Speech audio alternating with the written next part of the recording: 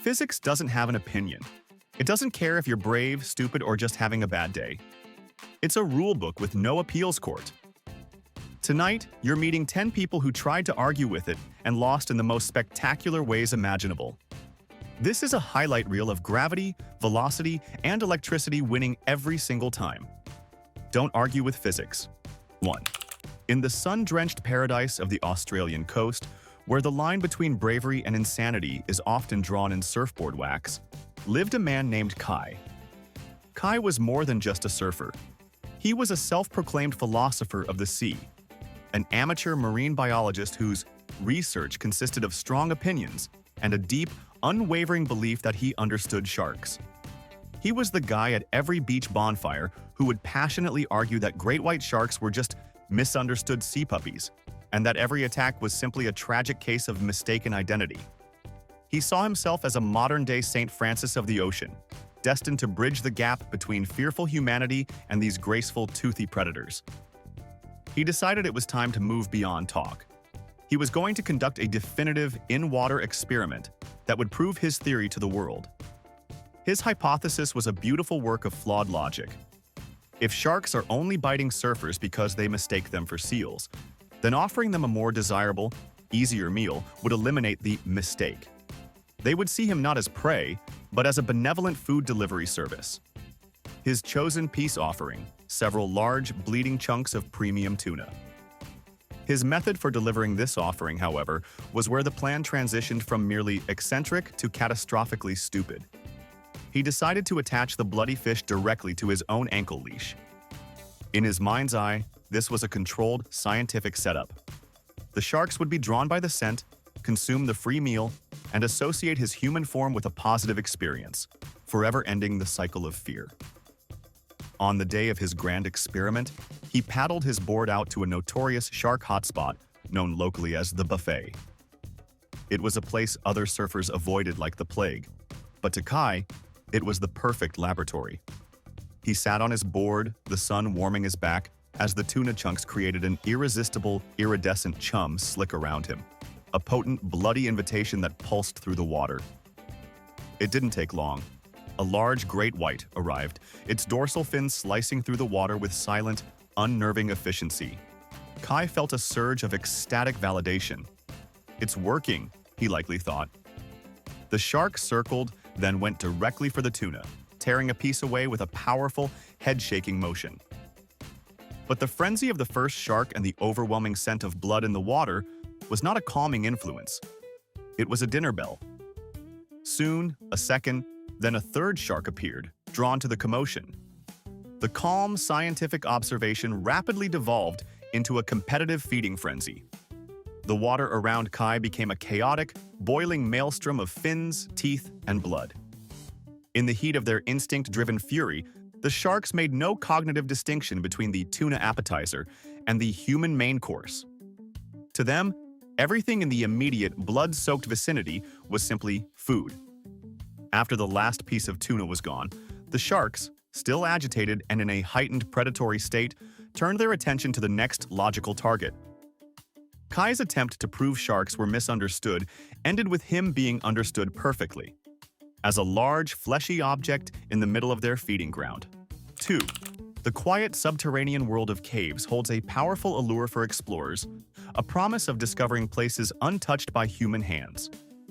For Alistair, an amateur archaeologist and passionate caver in England, this allure was an obsession. He saw himself as a modern-day Indiana Jones, destined to uncover a lost world beneath the rolling hills of the Peak District. While exploring a new cave system with a few friends, he found what he believed was his destiny. A passage so narrow, it was little more than a vertical slit in the rock, a formation cavers grimly refer to as the letterbox. His friends, who valued their ability to breathe, took one look at the claustrophobic crack and declared it a death trap. But Alistair saw it differently. He was consumed by an unshakable conviction that this impassable squeeze was the guardian of a legendary, undiscovered chamber, a place that would make him famous. Ignoring the desperate, logical pleas of his friends, he began to prepare for his solo descent into the Earth's embrace. He knew the theory: remove all bulky gear, exhale every last bit of air from your lungs to compress your chest, and slide in head first like a letter into a mail slot. He gave his friends a confident, almost condescending grin, as if to say, "This is what separates the explorers from the tourists." He exhaled deeply and began his journey into the rock. The first few feet were brutally tight, the cold, rough limestone scraping against him, but he was making progress. Then, the passage, which he had assumed was uniform, narrowed even further, tightening around his ribcage like a vice. He tried to push forward, but he was solidly stuck. Annoyed, but not yet panicked, he tried to wriggle backward. It was at this moment that he discovered the cruel, irreversible physics of the trap he had entered. The human ribcage is designed to compress on exhalation. But once through a tight spot, the body's first, desperate instinct is to inhale. As Alistair took a breath, his chest expanded by a critical inch, locking him into the rock with the finality of a key in a lock. He was hopelessly, immovably wedged. He could not go forward. He could not go backward. His friends, just a few feet away on the other side, could hear his muffled, increasingly frantic breaths. They could talk to him, offer useless words of encouragement, but they were powerless. They tried to pull him by his feet, but his body was held too tightly, and every tug was met with his agonized screams. He was a living man, slowly being transformed into a fossil, a permanent, tragic addition to the cave's geology. His relentless pursuit of a hidden world had succeeded only in making him its first and final inhabitant. 3.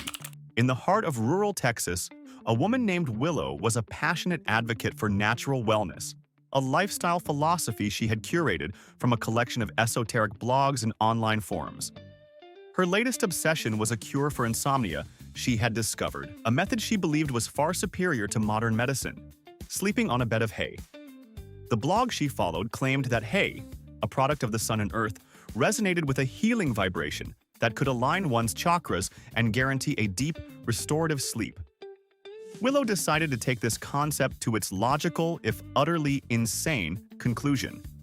She wouldn't just sleep on the hay, she would sleep in it.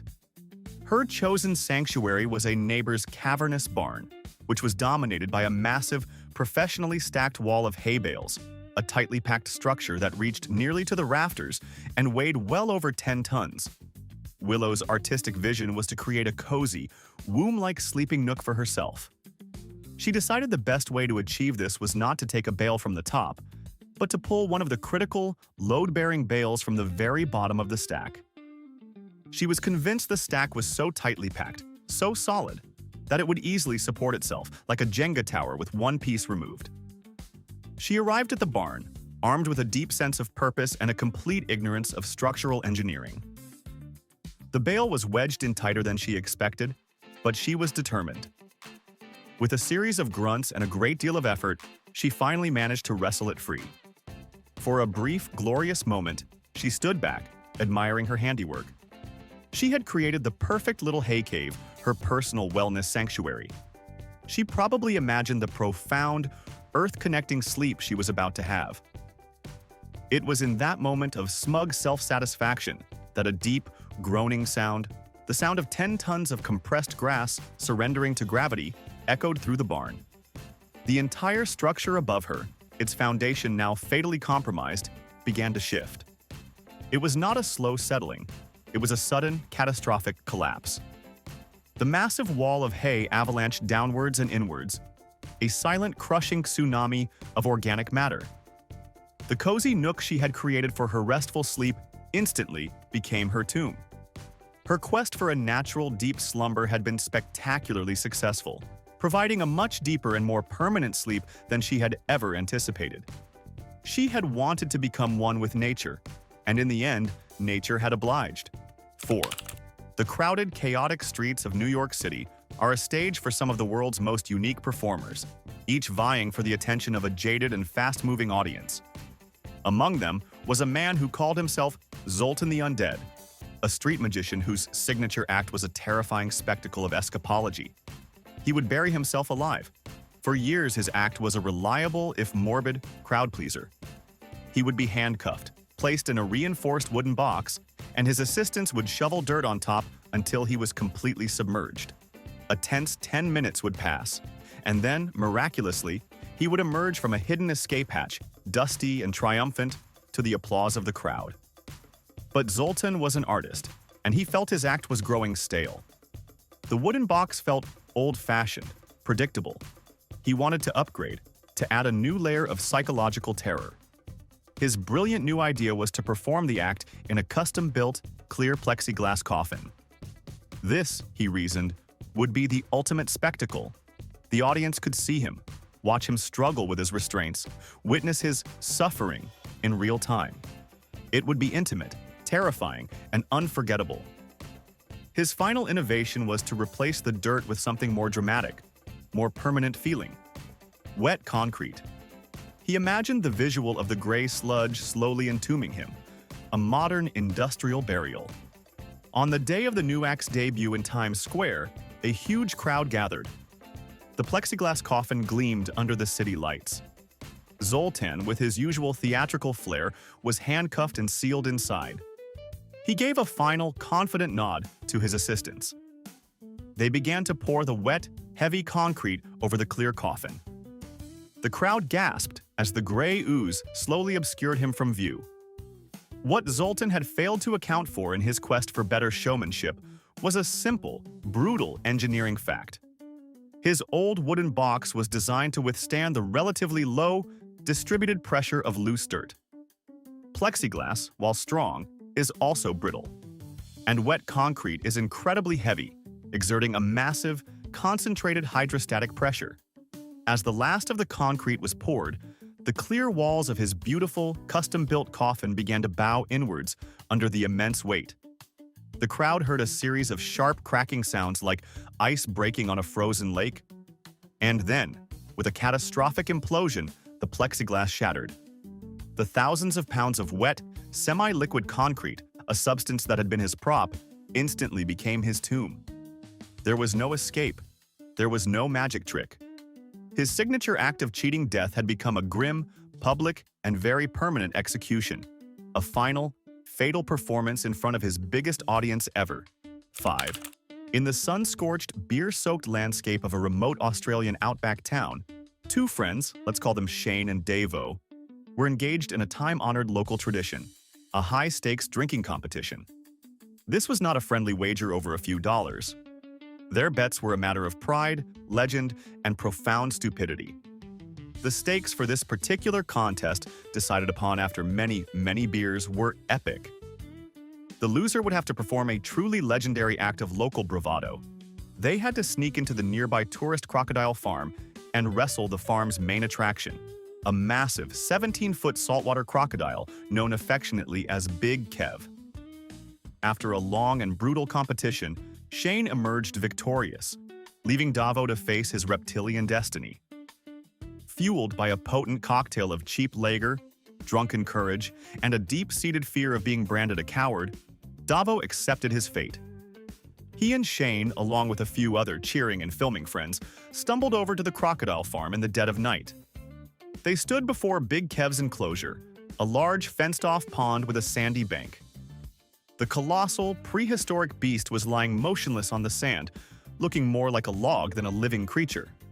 This, in Davo's intoxicated mind, made the task seem manageable. The crocodile was probably sleepy. A quick, theatrical wrestle, maybe jump on its back, hold on for a few seconds, and be hailed as a hero. What could go wrong? He stripped down to his shorts, scaled the chain-link fence, and, with a final, triumphant yell to his friends, he jumped into the enclosure. The moment his feet hit the sand, the log came to life. Big Kev, a 2,000-pound apex predator that had been perfecting the art of the ambush for millions of years, was not interested in wrestling. He was not interested in a game. He saw a warm, soft-bodied creature invade his territory, and his ancient reptilian brain responded with ruthless, unthinking efficiency. Before Davo could even take a step, the crocodile lunged with a speed that was utterly terrifying. It didn't roar. It didn't posture. It simply moved, closing the distance in a blur. Its massive jaws, capable of crushing bone with over 3,700 pounds of pressure per square inch, clamped down on Davo. The wrestle was over before it began. With a single powerful twist of its body known as a death roll, the crocodile dragged him off the bank and into the dark, murky water of its pond. His friends watched in stunned, drunken horror, their laughter turning to screams, the light from their phone cameras capturing a brief, chaotic, and horrifying final scene. Davo had lost a bet, but in his attempt to pay his debt, he had made a final fatal wager against a creature that never, ever loses. 6. There is a special kind of simmering, obsessive rage that can be reserved for the mundane failures of civic infrastructure. For a man in a quiet English suburb named Arthur, this rage was focused on a single, malevolent pothole. It was a particularly nasty crater on his street, one that he had to swerve to avoid every single day. It had scraped the underside of his car, rattled his fillings, and become the sole focus of his suburban discontent. For months, he had waged a one-man war against it. He wrote letters, he made phone calls, he filed endless complaints with the local city council. But his pleas were met with bureaucratic silence. The pothole remained, a permanent mocking grin in the asphalt. One evening, Arthur decided he had had enough. If the council wouldn't do its job, he would do it for them.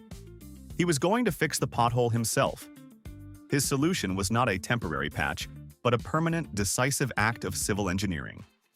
He marched to the local hardware store and bought a large bag of quick-setting concrete mixture. Back at home, under the fading light of dusk, he began his work. He mixed the concrete to what he deemed the perfect consistency and poured it into the offending hole, a triumphant gray soup of victory. But he was a perfectionist.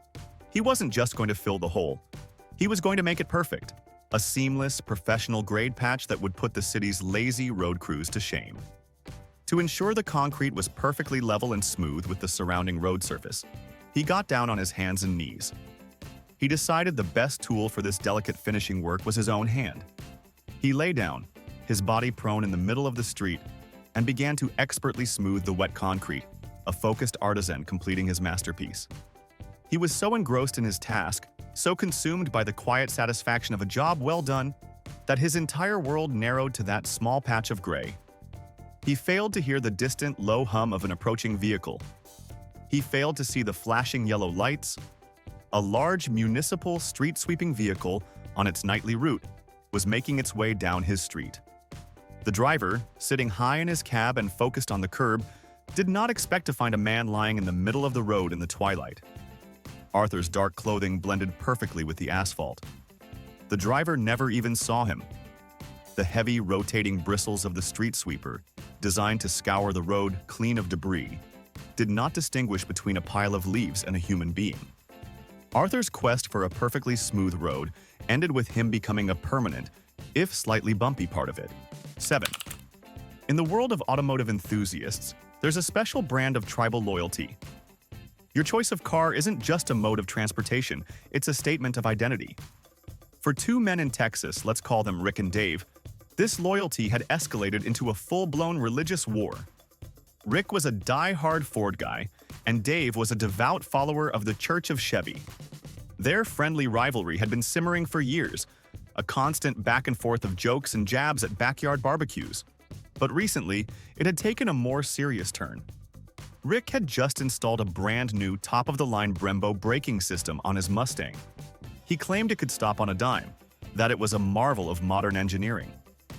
Dave, with his equally souped-up Camaro, scoffed at this, insisting his own stock brakes were superior. The argument raged for weeks, fueled by cheap beer and toxic masculinity, until one sweltering afternoon, a truly terrible idea was born. They decided to settle the debate once and for all with a definitive, high-stakes test. They would play a game of chicken. The rules were simple and suicidally stupid. They would find a long, straight, deserted stretch of road, start at opposite ends, and drive towards each other at high speed. The first one to lose their nerve and slam on the brakes was the loser, their car brand forever shamed. It was a duel of nerves, a test of both man and machine. They found their stretch of road, a flat, heat-shimmering ribbon of asphalt cutting through the empty landscape. They lined up their cars, a mile apart, their engines rumbling with anticipation.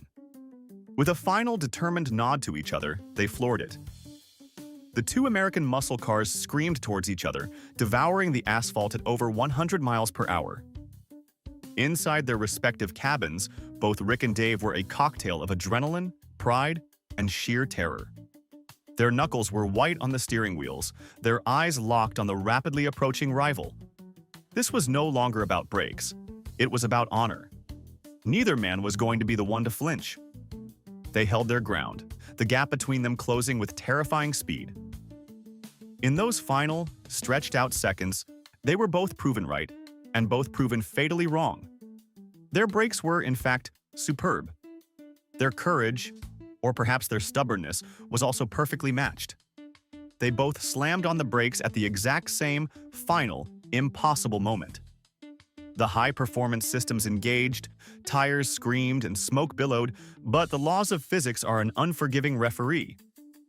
At that speed, the stopping distance required was far greater than the distance remaining between them. The result wasn't a victory for Ford or Chevy, it was a tie. A catastrophic, explosive, metal-shredding tie.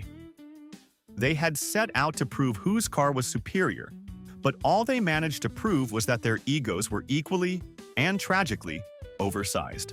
8.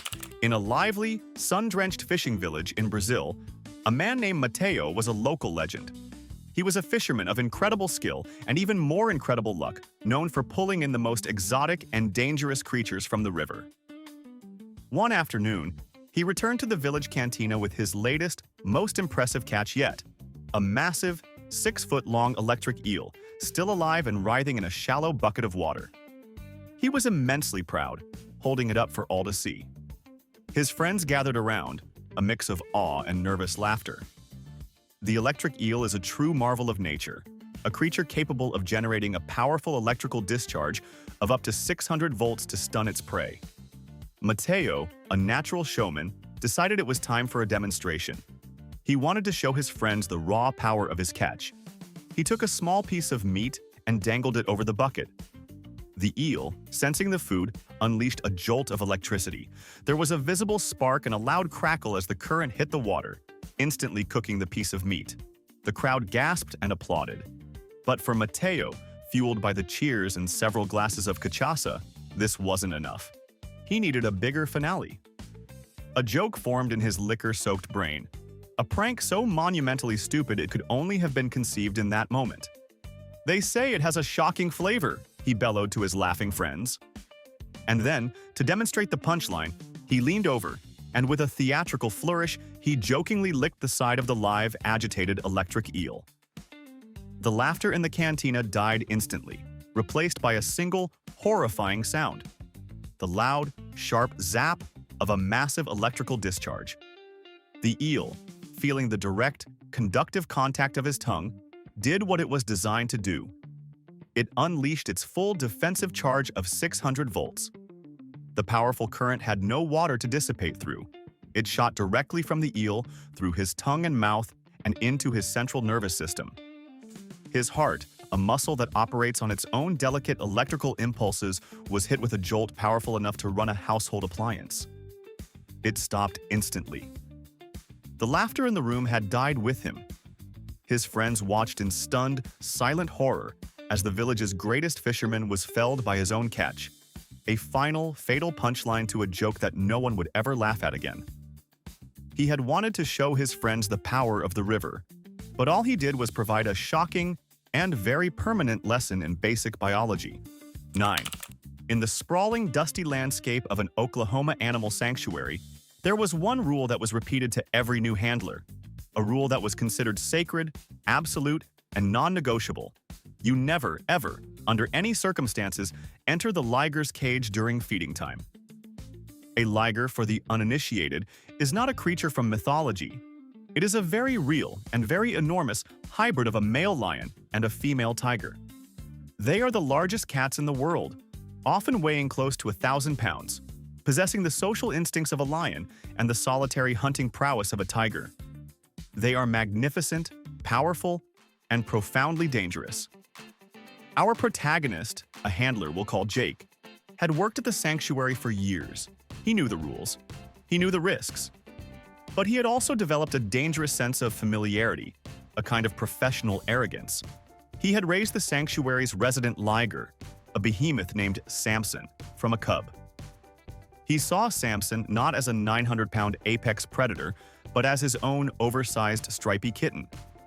He believed they had a special bond, a connection that transcended the normal rules of man and beast. One sweltering afternoon, during the chaotic rush of feeding time, Jake made a fateful decision.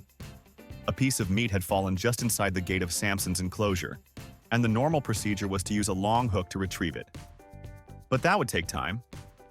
Jake, feeling confident and perhaps a little lazy, decided to break the cardinal rule. "I'll just be a second," he told a nervous junior handler. "Samson knows me." He unlatched the gate and slipped inside the enclosure, just as a massive 50-pound slab of raw meat was being delivered to the far side of the cage. The sight and smell of the food instantly triggered Samson's primal feeding instincts. The cat's pupils dilated, its muscles tensed. The special bond Jake so cherished was instantly and completely erased, replaced by millions of years of predatory programming. Samson was no longer his oversized kitten. He was a lion-tiger hybrid, and it was dinner time. As Jake bent down to pick up the dropped piece of meat, the liger turned its attention from the main meal to the unexpected, warm-blooded appetizer that had just entered its domain. The attack was swift, silent, and brutally efficient. Jake's belief in a special connection, in a friendship that could override nature itself, was proven fatally wrong. He had broken the one rule that was designed to keep him safe, and in doing so, he had instantly transformed himself from the one delivering the meal to the meal itself. A final, bloody lesson that, no matter how much you love a wild animal, it will never, ever love you back in the same way. 10. In the rugged, independent heart of Idaho, a farmer named Jedediah was a man who had had enough. He was tired of taxes, tired of government regulations, and tired of what he saw as federal overreach.